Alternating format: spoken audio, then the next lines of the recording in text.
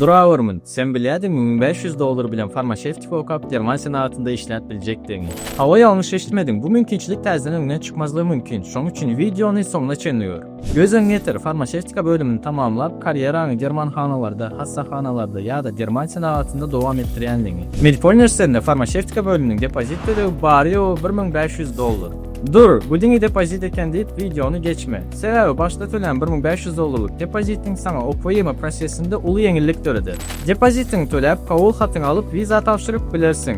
Vizaň tasdiklanandan soň Türkiýe'ye gelip üniversitede registrasiýa işlemekeni tamamlap bilersiň. Sonra öğrenci ikametizini alıp Türkiýe'de kanuny adaýda okuwuna dowam edip bilersiň. Farmasevtika bölüminiň ýyllyk okuw tölegi Türkmenistan talyklary üçin $12.000. Üstesine de Medipol Üniversitesi Türkmenistanda tasdiklananlygy we dünýä reytinginde ilkinji müňe girýänligi sebäpli ýyllyk tölegini Türkmenistandan geçirip bilersiň.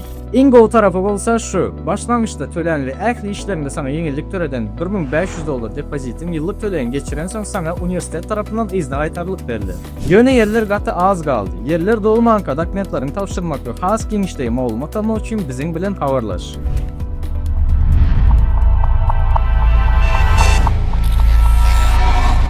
Atasa Edu